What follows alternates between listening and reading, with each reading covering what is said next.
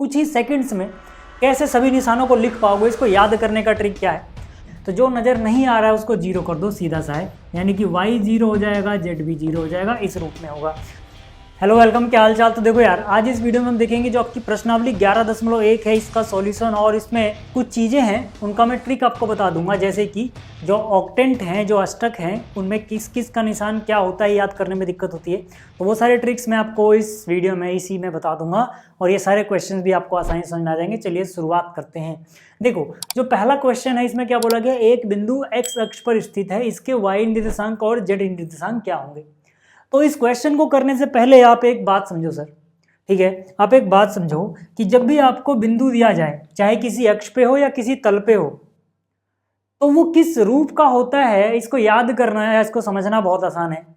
समझना ये सर आपको कि जो जिस पर है उसके अलावा सब कुछ जीरो कर दो। कहने का मतलब, आपको जो नजर आ रहा है उसके अलावा जो चीजें बच गए उनको जीरो कर दो। देखो, किसी बिंदु के निर्देशांक आप किस तरह से बताते हो 3D में, पहले आप x निर्देशांक, फिर y और फिर z बताते हो सर, ऐसे ही करते हो ना। तो ट्रिक ये है सर, यहाँ पे इससे पूछ लिया जाए कि x अक्ष पर बिंदु का जो निर्देशांक है उसका रूप कैसा होगा। तो यहाँ पे x अक्ष की बात कर रहे हैं ना, तो इसको x को कुछ भी हो सकता है x, लेकिन y और z क्या इसके नाम में नजर आ रहे नहीं, तो जो नजर नहीं आ रहा है उसको जीरो कर दो, सीधा सा है, यानी कि y जीरो हो जाएगा, z भी जीरो हो जाएगा, इस रूप में होगा। ऐसे अगर आपसे y अक्ष पे कोई चीज पूछ ली जाए, तो मतलब इसका x, देखो पहला x है, दूसरा y, तीसरा z, ठीक है। पहले x निर्देशांक, फिर y निर्देशांक, फिर z निर्देशांक, ये याद रखना, ठीक है। तो y इसका कुछ भी हो सकता है सर, लेकिन जो चीज़ें नहीं नजर आ रही है आपको, यहाँ पे x नजर नहीं आ रहा, y नजर आ रहा है और z नजर नहीं आ रहा, यानी कि x और z नजर नहीं आ रहे, वो जीरो कर दो। अगर आपको zx पर पूछें तो मतलब z यहाँ पर देखो कुछ भी हो सकता है, लेकिन x जीरो होगा, y भी जीरो होगा, ये पक्का है, ठीक है। इस तरह से अगर किसी तल पे पूछ लिया जाए, जैसे एक्स वाई तल पर, ठीक है, एक्स वाई तल पर अगर कोई बिंदु होगा, तो इसका x तो कुछ भी हो सकता है, y भी कुछ भी हो सकता है, लेकिन पक्की बात है z जीरो कर दो, क्योंकि यहाँ पे आपको z नजर नहीं आ रहा। ऐसे ही एक्स जेड तल पर अगर आपसे कोई पूछे, तो x कुछ भी हो सकता है, z कुछ भी हो सकता है, y नजर नहीं आ रहा, मतलब y पक्की बात है जीरो होगा, ठीक है। ऐसे ही वाई जेड अगर आपसे पूछ लिया जाए तो आपको समझ में आ गया होगा, x जीरो होगा, y कुछ भी हो सकता है, z कुछ भी हो सकता है। तो ये सिंपल सा ट्रिक था इसको याद करने का। अभी जो अष्टक के निशान याद करने हैं, प्लस प्लस प्लस किस में होता है, प्लस माइनस प्लस किस में होता है, उसको भी ट्रिक बता दूंगा, टेंशन मत लो। ये आपको बात समझ में आ गई है अगर, तो यहाँ पर क्या पूछा गया था कि कोई बिंदु x अक्ष पे है, तो उसका y और z निर्देशांक बताओ। तो मैंने बोला यदि बिंदु x अक्ष पे है तो इसका y निर्देशांक क्या होगा सर, y निर्देशांक जीरो होगा, z निर्देशांक क्या होगा सर, वो भी जीरो होगा। क्यों? क्योंकि यहाँ पे आपको क्या नजर नहीं आ रहा, y नजर नहीं आ रहा, z नजर नहीं आ रहा, बस, ठीक है। आप देख लो x अक्ष पे जब था तो y और z दोनों क्या थे, जीरो थे सर।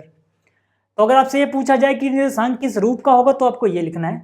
पर्टिकुलरली किसी के बारे में पूछ लिया जाए अलग अलग, जैसे यहाँ पे अलग से y के बारे में पूछा, अलग से z के बारे में पूछा, तो इस तरह से लिखना है बस। अब जैसे अगर मैं चलूं अगले क्वेश्चन पे, तो यहाँ पे कह रहा है एक बिंदु एक्स जेड तल में है सर, तल में है, एक्स जेड प्लेन में है, इसके y निर्देशांक के बारे में आप क्या बोलोगे। तो यहाँ पे एक्स जेड में क्या गायब है, y, तो इसका मतलब इसका y निर्देशांक क्या होगा, अगर ये एक्स जेड तल में है तो वो जीरो होगा सर। आगे बात समझ में। अगला देखो, यहाँ पे अष्टक के निशान बताने हैं, मैंने यहाँ पहले से लिख दिए हैं, लेकिन क्यों लिखे हैं मैंने, क्योंकि मैं आपको डायरेक्ट ट्रिक बताने वाला हूँ कि ये जो अष्टक होते हैं, आप कुछ ही सेकेंड्स में कैसे सभी निशानों को लिख पाओगे, इसको याद करने का ट्रिक क्या है। ये ट्रिक आप सीख लो, वो आराम से आप देख लोगे, किसमें प्लस प्लस प्लस आएगा, किसमें माइनस माइनस माइनस आएगा, किसमें प्लस माइनस माइनस आएगा, वो सब उसको याद करने का ट्रिक देखो बहुत सिंपल है, बहुत ज़्यादा सिंपल है। आपको करना क्या है सर, आपको यहाँ पे सारे अष्टक बना लेने हैं, ठीक है ना, सारे अष्टांश बना लेने, 1 2 3 4 5 6 7 8 इस तरह से, और यहाँ पे एक्स वाई जेड ये निर्देशांक लिख लेने हैं इस तरह से। इतना आप कर लोगे, इतना आप कर लोगे। जैसे आप इतना करते हो, आपको जेड से शुरू करना है सर।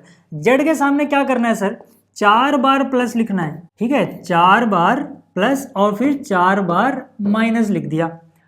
इसके ऊपर आओगे ना, तो यहाँ पे 4 बार प्लस लिखा था, इसमें 2 बार ही प्लस लिखो, 2 बार प्लस फिर 2 बार माइनस, फिर 2 बार प्लस फिर 2 बार माइनस, मतलब सिंपल सा पैटर्न आपको यहाँ पे नजर आता है। हाँ, एक्स का केस थोड़ा स्पेशल है, इसमें क्या है सर, इसमें आपको शुरू में पहले प्लस लिख देना है, एंड में प्लस लिख देना है, उसके बाद दो बार, ठीक है, प्लस था उसके बाद क्या था, माइनस, तो 2 बार माइनस, 2 बार प्लस और फिर 2 बार माइनस। यहाँ पे आप देखोगे जब ठीक है, यहाँ पे आप देखोगे कि आपको पहले में दिख गया कि तीनों प्लस प्लस प्लस, और दूसरे में आपको क्या दिख गया, x माइनस का है, y प्लस है और z भी प्लस का है। इसी तरह से बाकी सब में भी आप देख पाओगे। अब आप आराम से कोई भी क्वेश्चन कर पाओगे। जैसे मान लो मैं इसको मिटा देता हूँ, ठीक है।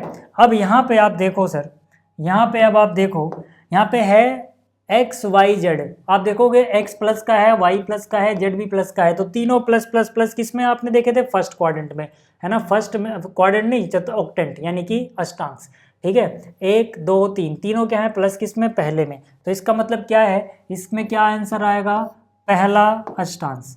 याद आ रही हैं सारी चीज़ें अच्छे से, ठीक है ना। इंट्रो वाली वीडियो देख लेना, उसमें और अच्छे से क्लियर हो जाएगा। ऐसे यहाँ पे देखोगे आप तो प्लस माइनस प्लस, तो यहाँ पे आप देखो plus minus plus, plus minus plus किस में है, चौथे में। याद रखिए ये x है, ये y है, z है, ऐसे देखना है आपको। प्लस माइनस प्लस किस में है, चौथे में है। इसका मतलब क्या हो गया सर, इसका मतलब हो गया कि इसका आंसर आ जाएगा चौथा अष्टांश। ऐसे यहाँ पे देखोगे plus minus minus, x plus, ठीक है, फिर माइनस माइनस कहाँ पे है, प्लस माइनस माइनस किस में है, आठवें में है। तो यानी कि यहाँ पे आ जाएगा आठवां, ठीक है। और बाकी मैंने देखो पहले से लिख रखे हैं, इसमें टाइम क्यों वेस्ट करना, आपको बस ये याद नहीं होता था। इसको याद करने के लिए जो पैटर्न इसमें छुपा हुआ था मैंने आपको बता दिया, आराम से आप ये कर पाओगे, ठीक है। चलिए ठीक है, ये मैंने फिल कर दिया, आप आंसर मैच कर लेना, ठीक है। चलिए अब यहाँ पे आ जाओ। इस क्वेश्चन में क्या बोल रहा है, रिक्त स्थान की पूर्ति कीजिए। एक्स अक्ष और वाई अक्ष दोनों एक साथ मिलकर एक तल बनाएंगे, तो उस तल का नाम क्या होगा, सीधी सी बात है यार। उस तल का नाम क्या होने वाला है, यहाँ पर उस तल का नाम क्या होने वाला है, एक्स वाई तल। हम उसको क्या बोलेंगे, एक्स वाई तल बोलेंगे।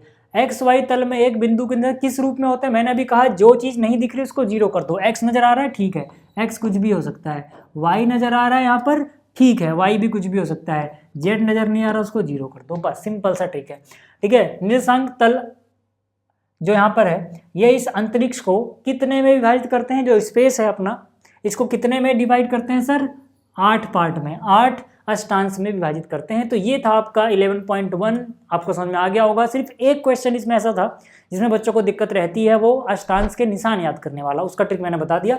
अब आप 1-2 बार प्रैक्टिस कर लेना, इस एक्सरसाइज से जो भी क्वेश्चन आएगा आराम से कर लोगे। तो इस वीडियो में इतना ही। कमेंट में मुझे जरूर बताना कि ये लेक्चर कैसा लगा। Thank you.